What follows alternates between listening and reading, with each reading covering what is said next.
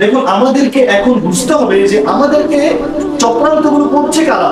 আমাদের যুবকদের মেধা মস্তিষ্কের মধ্যে পরিবর্তন ঘটাচ্ছে কারা? তারা হলো আমাদের শত্রুরা। আমাদের শত্রু কারা?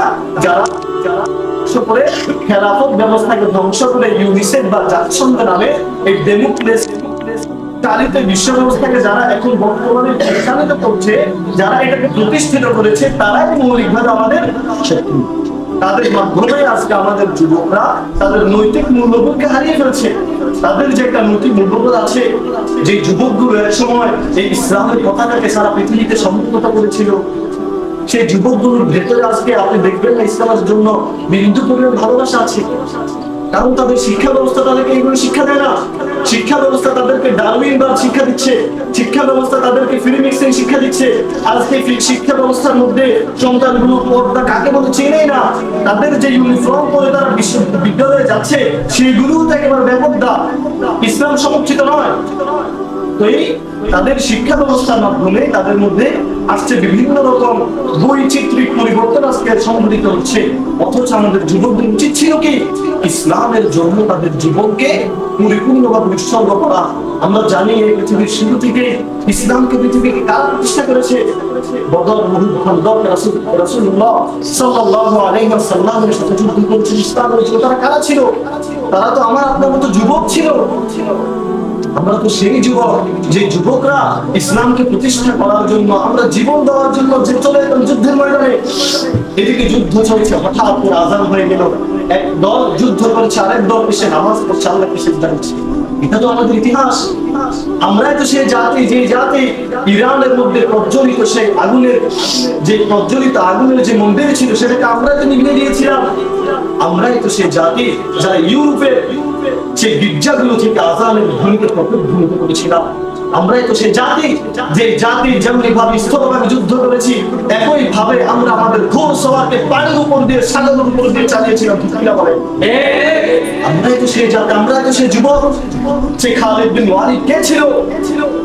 সেই তারেক বিন জিয়াদ কে ছিল?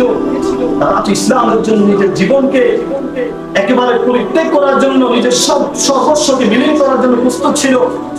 আমাদের সেই যুবকগুলো আজকে তাদেরকে অনুসরণ না করে, তাদেরকে অনুকরণ না করে আজকে আমরা অনুকরণ করছি এই পৃথিবীর মোড়লদেরকে।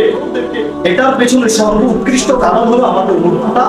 আমরা জানি না যে কে আমাদেরকে এভাবে পরিচালনা করছে, কে আমাদেরকে ধোঁকা দিচ্ছে, কারা আমাদের মৌলিকভাবে ধ্বংস করছে। বিষয়গুলো আমাদের না জানা থাকার কারণে, আমরা তাদের এই বিষয়গুলোকে বুঝতে না পারার কারণে আমরা তাদের জালের মধ্যে পাড়া দিচ্ছি, তাদের বসানো ফাঁদের মধ্যে আমরা ঢুকে যাচ্ছি, আমরা বুঝতে পারছি না। তো এইগুলো থেকে আমরা মুক্তি পেতে হলে আমাদের করণীয় কি? বিষয়টা হলো, সর্বপ্রথম আমাদের করণীয় হলো আমাদের যুব সমাজের মধ্যে ইসলামী মূল্যবোধকে আবার জাগিয়ে তোলার জন্য দাওয়াতি কার্যক্রমকে আরো ব্যবহার করতে হবে সারা পৃথিবীতে, যাতে আমরা যুব সমাজের মধ্যে ইসলামী মূল্যবোধকে ছড়িয়ে দিতে পারি। এই জন্য আমাদেরকে কাজ করে যেতে হবে, আমাদেরকে বিভিন্ন রকম পদক্ষেপ গ্রহণ করতে হবে। কোরআন এবং হাদিসের যে শিক্ষা, এটা একেবারে ব্যাপকভাবে প্রচলন ঘটাতে হবে, প্রচার করতে হবে। এরপর আমাদেরকে করতে হবে কি, এরপর আমাদেরকে ইসলামের মূল্যবোধকে শিক্ষা দেওয়ার জন্য যত রকম বিষয় রয়েছে তাদেরকে বলতে হবে, বিষয়গুলো বুঝাতে হবে আমাদের শত্রু কারা। এরপর আমাদেরকে বুঝাতে হবে যে শিক্ষা ব্যবস্থা থেকে আমাদেরকে বের হয়ে ইসলামী শিক্ষা ব্যবস্থার ভেতরে আমাদেরকে আসতে হবে। তো এই বিষয়গুলো যদি আমরা করতে পারি, ইনশাআল্লাহ ধীরে ধীরে আমাদের যুব সমাজ পরিবর্তিত হবে, তাদের মধ্যে বিশেষ বিশেষ কিছু পরিবর্তন ঘটবে। দেখবেন তারাও একসময় আল্লাহ রাব্বুল আলামিনের এই দ্বীনকে পৃথিবীতে প্রতিষ্ঠা করার জন্য তারাও ময়দানে নেমে যাবে। তারা বুঝতে পারবে যে আমরা এমন এক জাতি, যে জাতির যদি এক হাত কাটা যায়, তাহলে আমরা আরেক হাতে সেই ইসলামের পতাকাকে ধরি। যদি এই হাত আবার কাটা যায়, তাহলে পা দিয়ে হলেও আমরা ইসলামের পতাকাকে পৃথিবীতে সম্মত রাখি।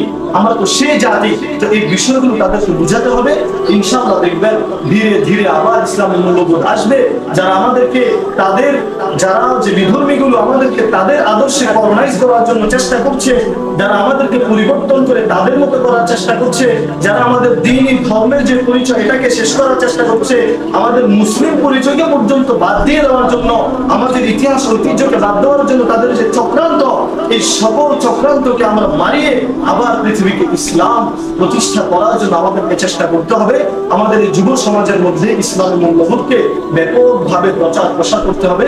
আল্লাহ রাব্বুল আলামিন আমাদের সকলকে তৌফিক দান করুন, আমিন। এই বলে আমি আমার সংক্ষিপ্ত বক্তব্য এখানে শেষ করছি। আসসালামু আলাইকুম ওয়া রাহমাতুল্লাহি ওয়া বারাকাতুহু। মাশাআল্লাহ, মাশাআল্লাহ।